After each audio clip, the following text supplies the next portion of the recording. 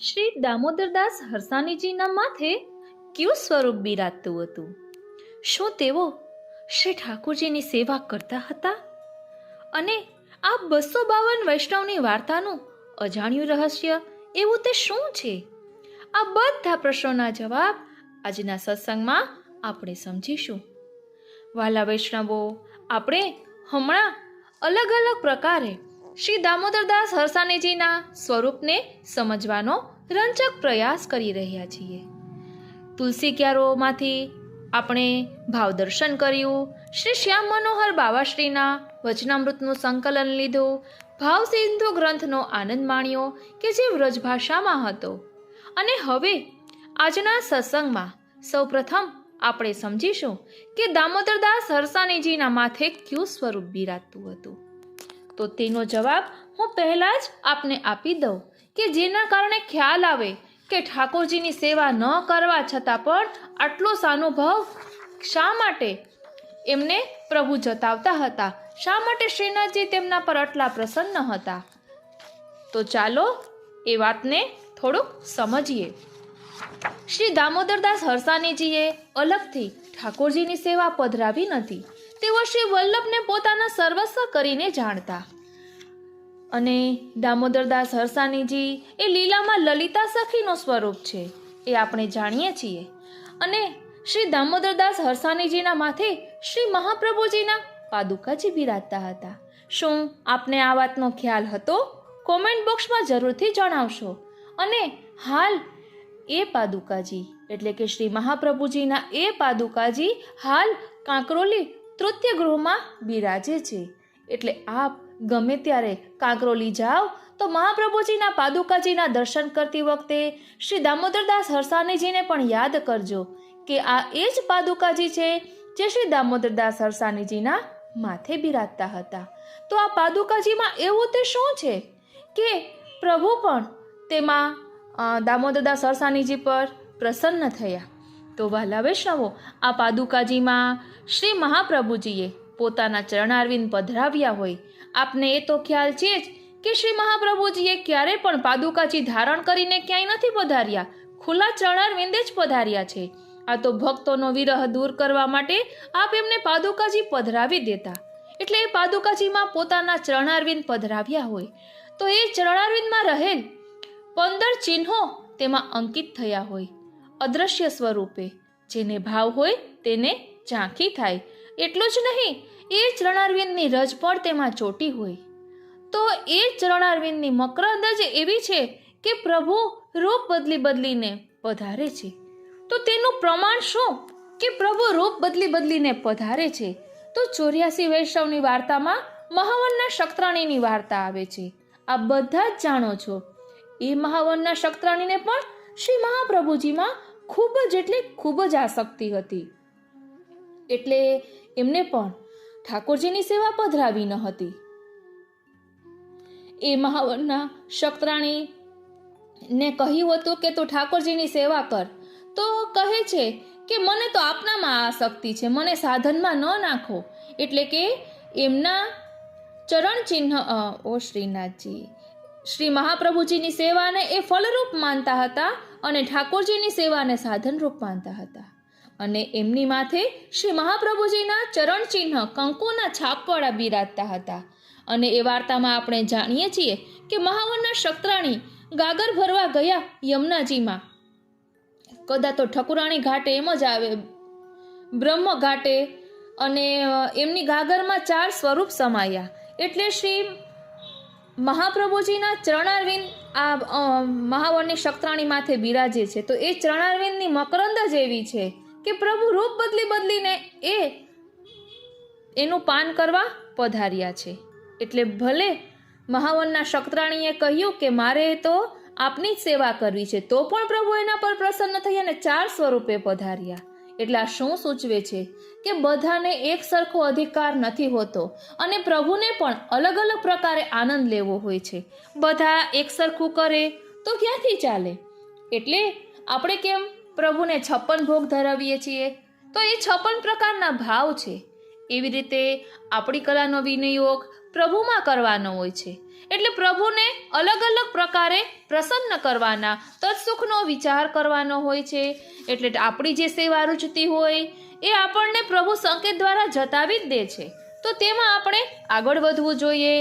ક્યાંય પણ કોઈની નિંદા ન કરવી જોઈએ, કારણ કે નિંદા કરવાથી સામેવાળાના તો પાપ ધોવાય છે, પણ એ જેની આપણે નિંદા કરીએ છીએ એના દોષનો ટોપલો આપણા માથા ઉપર આવી જાય છે. માટે આ વાતથી સદા ચેતતા રહેવું. અને અહીં કહ્યું છે ને કે શું તેઓ ઠાકોરજીની સેવા કરતા હતા? તો એમને ઠાકોરજી કરતાં પણ અધિક એવા શ્રી વલ્લભની સેવા કરી છે. કારણ કે વાર્તા પ્રસંગમાં આવે છે ને કે દાન બળો કે દાતા. એટલે બધાના દ્રષ્ટિકોણ અલગ અલગ હોય છે અને પ્રભુ અલગ અલગ વાર્તાઓ દ્વારા આપણને અલગ અલગ સમજાવે છે કે કોઈ પણ પ્રકારે તમે અલૌકિકમાં જોડાઓ. અને અહીં વાત કરી છે 252 વૈષ્ણવ વાર્તાનું અજાણ્યું રહસ્ય. તો એ અજાણ્યું રહસ્ય શું છે? તો આપણે એ પણ જાણીએ છીએ કે 84 વૈષ્ણવોની વાર્તા છે. એ 84 વૈષ્ણવો નિર્ગુણ ભક્ત છે અને એ 84 વૈષ્ણવના સાત્વિક, રાજસ અને તામસ ભાવના વૈષ્ણવો 252 વૈષ્ણવ વાર્તામાં આપણને જોવા મળે છે. ઘણા વખતથી આ મનોરથ હતો, પણ હું ક્યારે પણ મારા માટે વિચારું ત્યારે નથી થતું. એટલે આ આપણે જ્યારે શરૂઆત કરી કે દામોદરદાસ હરસાણીજીની વાર્તાનું સંકલન તુલસી ક્યારામાંથી લઈએ, ત્યારે આ વિચાર આવ્યો કે દામોદરદાસ હરસાણીજીના નિર્ગુણ સ્વરૂપને તો સમજીએ છીએ 84 વૈષ્ણવ દ્વારા, તો સાત્વિક, રાજસ અને તામસ ભાવને પણ શા માટે ન સમજીએ? એ સમજીએ તો આપણને ખ્યાલ આવે. એટલે અહીં શ્રી હરિરાય મહાપ્રભુજી ભાવ પ્રકાશમાં કહે છે કે 84 વૈષ્ણવનું કારણ એ છે કે દૈવી જીવ 84 લાખ યોનિમાં પડ્યા છે. તેમને કાઢવા માટે 84 વૈષ્ણવ કર્યા. જીવ 84 પ્રકારના છે: રાજસી, તામસી, સાત્વિકી અને નિર્ગુણ. એટલે આ 4 પ્રકારના ભૂતલમાં પડ્યા. તેમાંથી ગુણમય, રાજસી, તામસી, સાત્વિકી રહેવા દીધા. તેમનો ઉદ્ધાર શ્રી ગુસાઈજીએ કર્યો. અને શ્રી આચાર્યજી વિના શ્રી ગોવર્ધનધર રહી ન શક્યા. તેથી પોતાના અંતરંગી નિર્ગુણ પક્ષવાળા 84 વૈષ્ણવો પ્રકટ કર્યા. 1 લાખ યોનિમાંથી 1 નિર્ગુણ વાળા વૈષ્ણવનો ઉદ્ધાર આ વૈષ્ણવો દ્વારા કર્યો. એટલે અહીં આપણે 252 વૈષ્ણવની વાર્તાનું અજાણ્યું રહસ્ય શું સમજ્યા કે આ 252 વૈષ્ણવો છે એ 84 વૈષ્ણવોની વાર્તાઓનો વિસ્તાર જ છે, એમ કહીએ ને તો પણ ચાલે. આપણે અગાઉ સત્સંગ લીધો હતો, આપણે એ પણ સમજી શકીશું કે અહીં જે 84 વૈષ્ણવની વાર્તામાં દામોદરદાસજીના જે ગુણો દર્શાવ્યા હોય ને એ જ ગુણોને લગતા 252 વૈષ્ણવ વાર્તામાં પહેલી, બીજી ને ત્રીજી વાર્તા એમાં પણ એવા જ ગુણો જોવા મળશે.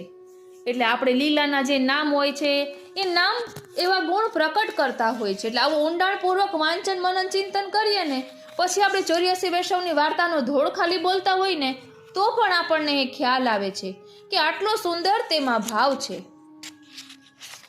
અને અહીં મહાપ્રભુજીના ચરણ ચિહ્નની વાત કરી. આપણે ચરણ ચિહ્નની ભાવના પણ અગાઉ લીધી છે. કમલ 2 પ્રકારના મહાપ્રભુજીના ચરણારવિંદમાં બિરાજે છે. એક સંયોગ સુખનો અનુભવ કરાવે છે અને એક વિરહનો અનુભવ કરાવે છે. આમ શ્રી વલ્લભના ચરણારવિંદ કેવા ફલરૂપ છે. એટલે જ આપણે વારંવાર કહીએ છીએ કે આશ્રય તો એક જ શ્રી વલ્લભનો રાખજો, સેવા કરીને દાસ ધર્મને નિભાવજો. અને આ દામોદરદાસ હરસાણીજીની વાર્તામાં એક જ વાર્તા આપણે જો આત્મચિંતન કરીએ ને તો તેમાં પુષ્ટિ માર્ગનું સંપૂર્ણ રહસ્ય સમાયેલું છે. કારણ કે વાર્તા પ્રસંગમાં આવે છે કે એક સમયે શ્રી ગુસાઈજી બિરાજ્યા હતા. તે વેળા દામોદરદાસે કહ્યું કે મહારાજ, આપણો માર્ગ નિસંગતતાનો નથી, રૂપને પ્રકટ કરનારો છે. વળી કહ્યું કે એક સમયે શ્રી મહાપ્રભુજી પોઢિયા હતા. ત્યાં શ્રી ગોવર્ધનનાથજીએ પોતે કહ્યું કે જીવનો ઉદ્ધાર કરો. લીલા કરતા અવલંબન, આલંબન ભાવ, શ્રુતિ કરતા ઉદ્દીપન ભાવ, આ પ્રકારે 1.5 શ્લોક કહ્યા. એટલે આ 1.5 શ્લોકમાં સંપૂર્ણ પુષ્ટિમાર્ગ સમાઈ ગયો છે. કઈ રીતે? તો કહે છે કે શ્રાવણ શ્યામલે પક્ષે એકાદશ્યામ મહાનિશી સાક્ષાત ભગવતા પ્રોક્તમ તદક્ષરશ ઉચ્યતે બ્રહ્મ સંબંધ કરણાત સર્વેશામ દેહ જીવયો. એટલે આ 2 શ્લોકમાં બધું આવી ગયું. કઈ રીતે? તો તો આનો અભિપ્રાય એ છે કે શ્રાવણ મહિનાના પતિ ભગવાન છે, એક અમલ એટલે કે અજવાળિયું પખવાડિયું ભક્તજનોનું છે, તે એકાદશીનો દિવસ પ્રભુનો છે, એકાદશ્યામ એટલે એકાદશ ઇન્દ્રિયની શુદ્ધિ ભક્તજનોની કરાવવા માટે, મહાનિશી એટલે મધરાતે રાસલીલામાં સાક્ષાત ભગવાન ભક્તોથી નિશંક થઈ લીલામાં રહસ્ય વાર્તા કરે છે. તે જ રીતે શ્રી આચાર્યજી સાથે બોલ્યા, તમામ અક્ષરે અક્ષર કહે છે. અહીં સુધી શ્રી આચાર્યજી ઉપર ભાવ. હવે શ્રી ગોવર્ધનનાથજી કહે છે કે બધાને દેહજીવને બ્રહ્મ સંબંધ કરાવો. તેથી દામોદરદાસે શ્રી ગુસાઈજીને કહ્યું કે ભક્તિ માર્ગના વિસ્તારની આજ્ઞા છે તે તમે કરો, જીવો તો અજ્ઞાન છે. આ જ બ્રહ્મ સંબંધથી અંગીકાર કરાવવાથી દોષો જશે. એક શ્લોકમાં લીલા, અડધા શ્લોકમાં માર્ગની રીત, બધું એમાં આવી ગયું. આ પ્રકારે શ્રી ગુસાઈજીને દામોદરદાસે કહ્યું. તે પછી દામોદરદાસજીની સહાયતાથી આપે શ્રૃંગાર રસમંડન ગ્રંથ લખ્યો. એટલે આવા રહસ્ય આ વાર્તામાં છુપાયેલા છે. તો ચાલો તેનું ભાવ દર્શન કરીએ. પ્રિય વૈષ્ણવો, અહીં આપણે વાત કરી કે શ્રી દામોદરદાસ હરસાણીજીના સાત્વિક, રાજસ અને તામસ ભાવરૂપ 252 વૈષ્ણવમાંના પ્રથમ 3 વૈષ્ણવો છે. તો એ સંકલન પણ ગોતી લીધું છે કે આપને હિન્ટ આપી દઉં કે કઈ રીતે એ પ્રમાણિત છે. તો 252 વૈષ્ણવોના આધિદૈવિક સ્વરૂપોની સૂચિ આપી છે. તેમાં 252 વૈષ્ણવ વાર્તામાં પ્રથમ વૈષ્ણવ નાગજી ભટ્ટ એ લીલામાં પદ્માવતી સ્વરૂપ છે અને કોનાથી પ્રાકટ્ય છે તો કહે છે લલિતાજીનું પ્રાકટ્ય છે. કયો ભાવ છે તો કહે તામસ ભાવ છે. અને નિર્ગુણ વૈષ્ણવમાં 84 વૈષ્ણવમાંના દામોદરદાસ હરસાણીજી છે. એટલે મેં અમારા મનથી નથી કહ્યું, આ મેં વાંચ્યું હતું. એટલે દામોદરદાસ હરસાણીજીના તામસ ભાવરૂપ નાગજી ભટ્ટ છે. એટલે તામસ ભાવ એમાં નાગજી ભટ્ટની વાર્તામાં પ્રકટ થાય છે. અને દામોદરદાસ હરસાણીજીના સાત્વિક ભાવરૂપ વૈષ્ણવ 252 વૈષ્ણવમાંના બીજા વૈષ્ણવ કૃષ્ણ ભટ્ટ, જેમનું લીલામાં નામ રસ વિલાસિની છે અને એમનું પ્રાકટ્ય લલિતાજીથી થયું છે, જે દામોદરદાસ હરસાણીજીના સાત્વિક ભાવરૂપ છે. એવી જ રીતે દામોદરદાસ હરસાણીજીના રાજસ ભાવરૂપ 252 વૈષ્ણવ વાર્તામાંના ચાચા હરિવંશજી છે, જેમનું લીલામાં નામ ચંદ્રકલા છે, એમનું પ્રાકટ્ય શ્રી લલિતાજીથી થયું છે અને દામોદરદાસ હરસાણીજીના રાજસ ભાવરૂપ છે. ઓ શ્રીનાથજી. એટલે આ રીતે આપણે સમજી શકીએ છીએ કે વાર્તામાં વિસ્તારથી કેવું વર્ણન હોય છે. અને આ ત્રણેય વાર્તા દામોદરદાસ હરસાણીજીના સાત્વિક, રાજસ અને તામસ ભાવ એ ત્રણેય વાર્તાનું આપણે અનુકરણીય અને મનનીય સૂત્ર જોઈએ તો વૈષ્ણવોના અપરાધથી સદા ડરતા રહેવું. શ્રી ઠાકોરજી અને ભગવદીઓમાં કશો ભેદ નથી. ભગવદીય વૈષ્ણવની જાત જાતની ક્રિયાઓ દેખાય તો પણ બીજી કશી વાત કદી ન વિચારવી. અને તામસ ભક્તને શ્રી ઠાકોરજીના પ્રગટ દેખાતા સ્વરૂપમાં ખૂબ આસક્તિ રહે છે. હવે આપને આ ખ્યાલ હોય તો નાગજી ભટ્ટની વાર્તામાં આ બધું આવે છે કે તામસ ભક્તને શ્રી ઠાકોરજીના પ્રગટ દેખાતા સ્વરૂપમાં આસક્તિ હોય છે. નાગજી ભટ્ટની વાર્તામાં આવે છે કે હું તો કમલના ફૂલ પાસે જઈ રહ્યો હતો ને રસ્તામાં સોનાનું કમળ મળ્યું અને તેમાં અટવાઈ ગયો. એટલે ઠાકોરજીની સેવાને, શ્રીનાથજીની સેવાને સોનાના કમલ સાથે સરખાવે છે અને શ્રી ગુસાઈજીની સેવાને ઓલા સાચા કમલ સાથે સરખાવે છે. પછી અહીં કહ્યું છે કે વૈષ્ણવ ગૃહસ્થે બીજાનું દ્રવ્ય ન લેવું, વૈષ્ણવનું દ્રવ્ય પ્રભુનું છે તે લૌકિકમાં ન વાપરવું, સ્વપ્નની આજ્ઞાને સત્ય માનવી, સખડીએ પૂર્ણ સ્નેહનું સ્વરૂપ છે, ઘેર આવેલા વૈષ્ણવને સખડી પ્રસાદ લેવડાવ્યા વગર સખડી પ્રસાદ લેવો નહીં, આસક્તિવાળાને ઘરમાં અરુચિ થાય છે. ધ્યાન આપજો, આસક્તિવાળાને ઘરમાં અરુચિ થાય છે. એટલે આ રીતે 252 વૈષ્ણવ વાર્તાના સાર એટલે કે એક વાર્તામાંથી આપણે શું સાર લઈ શકીએ એવા 265 સૂત્રો છે.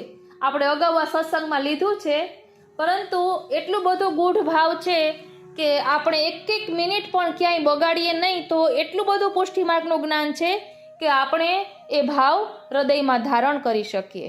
એટલે આજના સત્સંગમાં તો આપણે ફક્ત આ ઓનલી ઇન્ફોર્મેશનમાં લીધું છે કે જેના કારણે આપને ખ્યાલ આવે કે કેટલો ઊંડાણપૂર્વકનો સત્સંગ થવાનો છે.